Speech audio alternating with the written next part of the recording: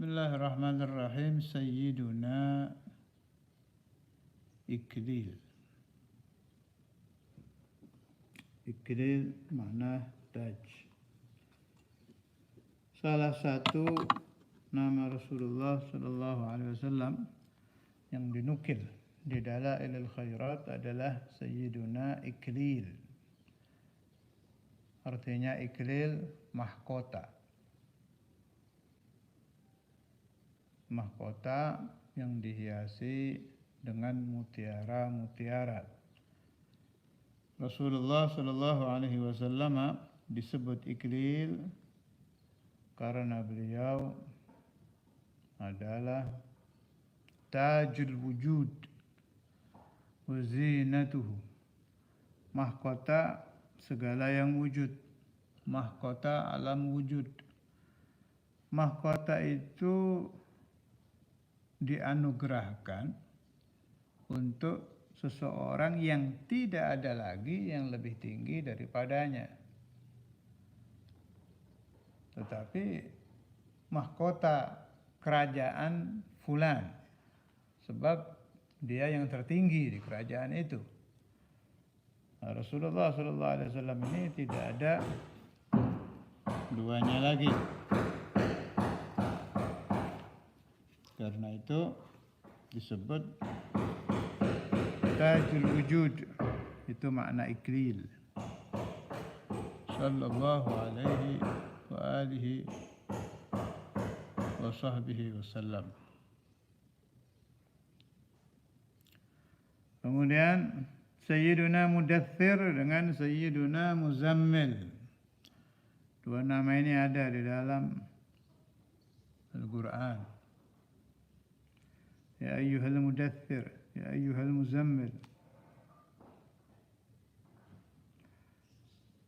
Kita artikan yang diselimuti.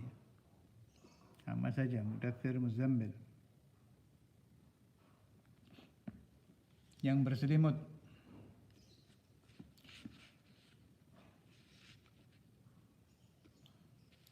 Di syarah diterangkan wa summiya sallallahu alaihi wasallam bihi lima ruwiya annahu kana yafragu min Jibril wa yatazammal, karena itu disebut muzammil bithiyab. Rasulullah sallallahu alaihi wasallam ketika awal bertemu dengan malaikat Jibril, jiwa kemanusiaan beliau itu, kalau saya tidak suka mengartikan Nabi takut, bukan takut apa ya. Ada dulu yang sudah pernah saya sampaikan pembahasan Syekhuna Samahatul Ustaz Imam Al-Hafidh Al-Musnad Al-Qutub Syekh Ahmad Al-Walid Abdullah bin Abdul Qadir Al-Faqih. Itu Nabi Muhammad itu ada basyariyah, kemanusiaannya kan ada itu. Muhammadun basyarun wa laysa kal basyari bal huwa yaqutatun wan nasu kal hajari. Kemanusiaan itu saat Nabi Muhammad sallallahu alaihi wasallam di alam jasmani, ini yang saya nukil maknanya ya, bukan lafaznya. Nagaltul makna, bukan lafzian dari Ustaz Imam, tapi maknanya. Ada basyariyah, kemanusiaan itu kalau kita tusuk jarum ya sakit, menjerit, aduh. Kalau tertusuk jarum tidak sakit, dikatakan kulit tidak normal. Lidah ini kalau tersentuh gula yang merasa manis. Kalau tidak merasa manis dikatakan lidah yang sakit. Tidak normal itu lidah. Manusia pertama kali bertemu dengan sesuatu, kalau sesuatu itu menyenangkan, senangnya luar biasa. Awwalu jadidin tarbah, segala sesuatu yang baru ditemui senangnya beda. Nah, saya ambil contoh orang umrah. Orang umrah haji pertama, kedua, ketiga beda rasanya. Yang paling berkesan yang pertama. Begitu juga sesuatu yang menakutkan atau mengagetkan. Tidak biasa dia lihat. Kalau dia tidak kaget justru dikatakan tidak ada basyariyah dia. Nah, kamalahnya Rasulullah SAW ini, kesempurnaan Nabi Muhammad SAW ini di dalam segala hal, termasuk di dalam basyariyah. Karena itu wajar ketika Nabi awal mula melihat malaikat Jibril, kaget, kemudian basyariyahnya muncul, itu wajar. Tidak mengurangi kamalatul Rasulullah SAW, tapi tidak sampai ke derajat seperti takutnya orang yang mengurangi kenormalan. Nih, tolong diperhatikan, sebab Rasulullah SAW itu pembawa wahyu. Kalau sampai ketakutannya mengurangi kenormalan, nanti wahyunya tidak sempurna diambil oleh Nabi. Ini tidak mungkin. Baik, dipahami yang jelas di sini.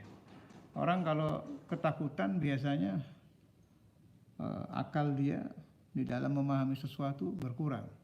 Terlalu senang juga berkurang. Ini tidak sampai ke sana. Taunya dari mana? Dari nubuwah dan risalah. Karena seorang nabi, seorang rasul pasti kamil dalam segala hal.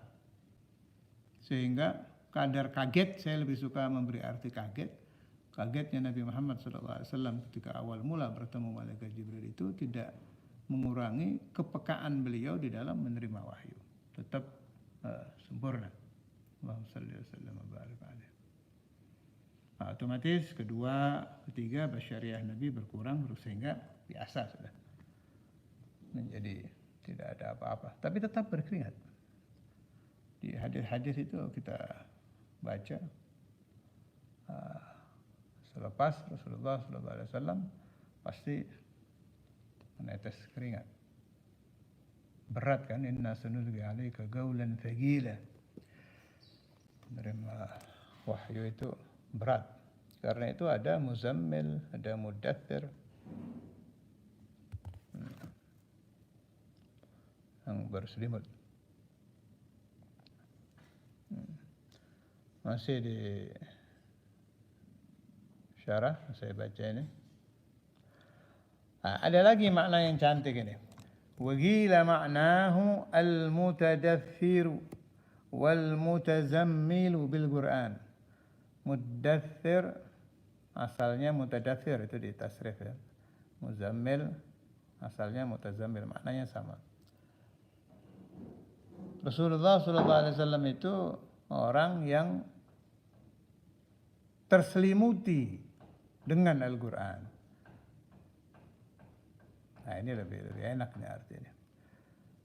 Ma makna mudaththir? Ay al-mutadathiru bil Quran. Ma makna al-muzammil? Ay al-mutazammilu bil Quran.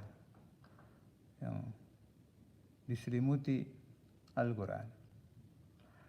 Ada lagi ulama memberikan makna al-mudaththir ay al-mutadathhiru bin nubuwati wa afqaliha. Al-muzammil ay al-mutazammilu bin nubuwati wa afqaliha. Yang berselimutkan kenabian dan beban-beban berat yang dipikul.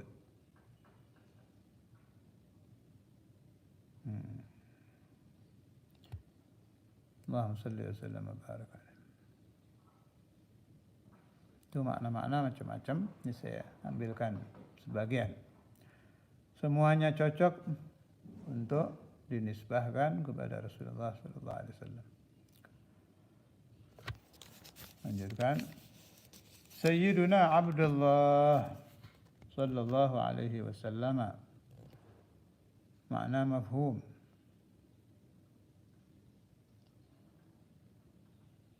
Hamba Allah. Subhanalladzi asra bi'abdihi. Abd.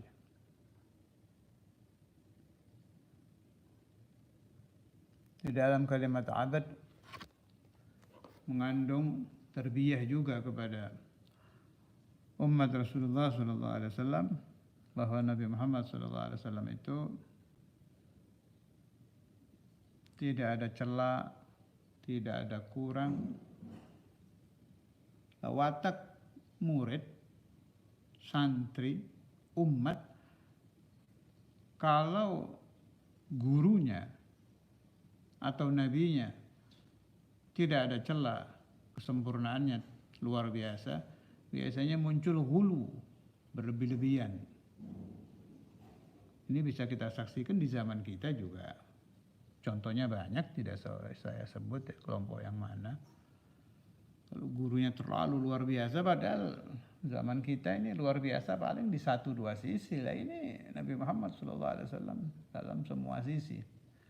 Sehingga nama Sayyidina Abdullah Subhanalladzi asra bi abdihi ini menjadi pengingat untuk umat Nabi Muhammad SAW bahwa sehebat-hebatnya Rasul, beliau tetap abdun lillah, hamba Allah, bukan Tuhan. Da'mad da'adhu an-nasara fi nabiyyihim wahkum bima syi'ta madhan fihi wahtakimi. Hati-hati, jangan sampai menjadi Nasrani, berlebih-lebihan di dalam mengagumi Nabi Allah Isa bin Maryam sehingga akalnya ketutup, kekaguman berada di atas akal sehingga berubah dari menganggap Nabi Isa sebagai Nabi sampai dianggap menjadi ilah, Tuhan. Hati itu bisa begitu ya, bisa terlalu benci, menganggap manusia yang dia benci derajatnya di bawah manusia, dianggap hewan, dianggap anjing, dianggap setan. Karena terlalu benci, terlalu mahabbah, yang dicintai bisa dianggap di atas manusia. Itu memang basyariah itu begitu. Gampang terombang-ambing. Makanya waktu saya belajar di Syekhuna Kiai Ahmad dulu di Tegal itu selalu diingatkan ada makulat, ada mahsusat. Jadi ada akal, ada fikir. Ada his, ada akal. Yang harus dijaga setiap waktu itu jangan sampai his di atas akal. Nah, ini cinta ini his, perasaan. Memahami agama itu pakai akal, pakai fikir, pakai akal. Tidak boleh his di atas akal. Harus yang di atas his adalah akal, akal yang di atas. Afala ta'dilun. Bukan afala tuhissun.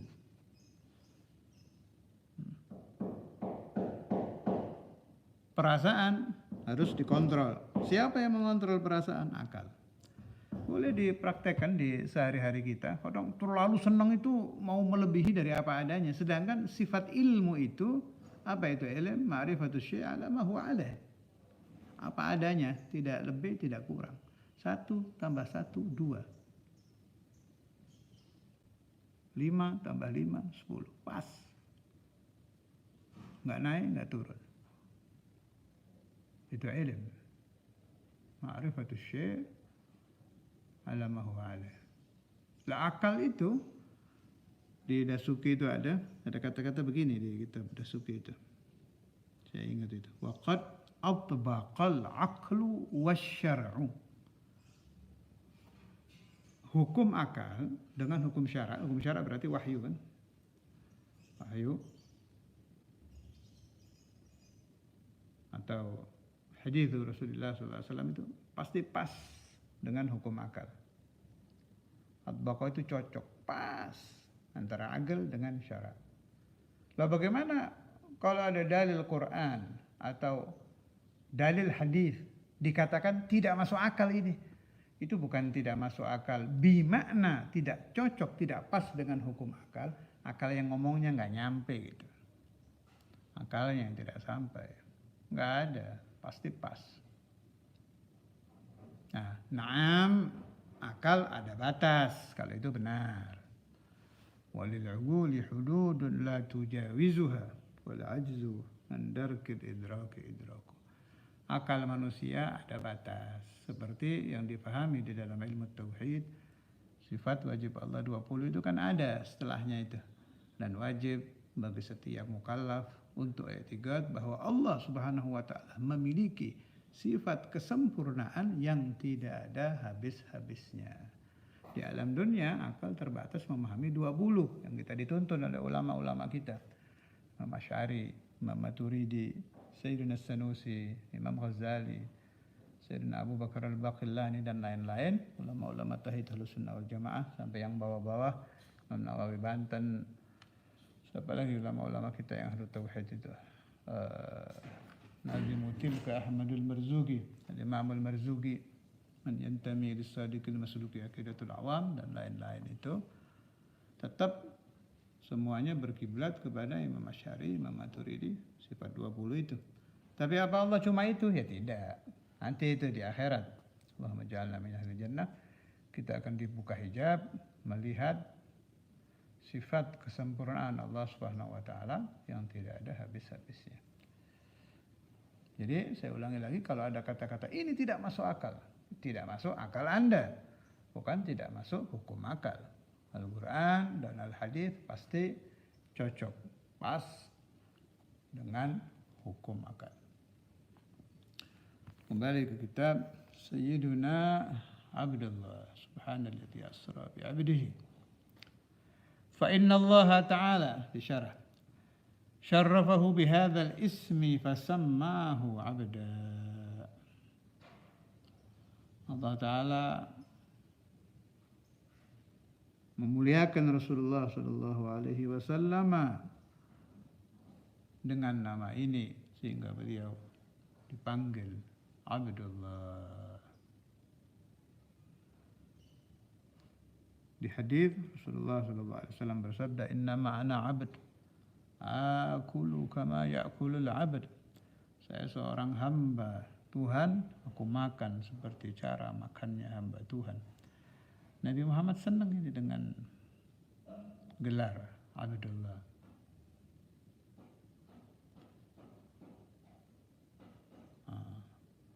Allahumma salli wa sallam wa barik alaihi wa ala alihi. Kemudian seorang salik, ini enggak cerita Nabi, cerita yang kelas bawah ini. Orang masuk tariqah itu, suluk, orang salik itu kan dia harus mematahkan nafsu dari nafsu ammarah bisu, nafsu lawamah, terus naik. Begitu sudah selesai suluknya dia, apa yang dia dapat? Dia berhasil melakukan ibadah. Gelar yang didapat apa? Abdullah. Tapi suluk dulu, dan ini lama ini. Lama. Dari kelas ke kelas. Nah, Ar-Rasul sallallahu alaihi wasallam mendapat gelar Abdullah dari awal mula. Enggak pakai suluk-suluk. Nabi kita yang harus membersihkan batin, sebab batin kotor, harus dibersihkan. Rasulullah sallallahu alaihi wasallam sudah abad. Dari awal Nabi menjadi Nabi sudah abad. Sudah menjadi Abdullah. Ini saya tidak cerita tentang Nur Muhammad atau Ruhun Nabi Muhammad, beda lagi itu.